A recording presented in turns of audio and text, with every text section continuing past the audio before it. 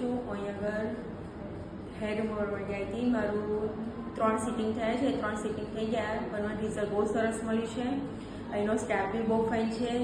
જે મારી ટ્રીટમેન્ટ કરે છે એ બી બહુ ફાઇન છે. ડૉક્ટર જોડે એક્સપિરિયન્સ સરસ રહ્યું. Thank you.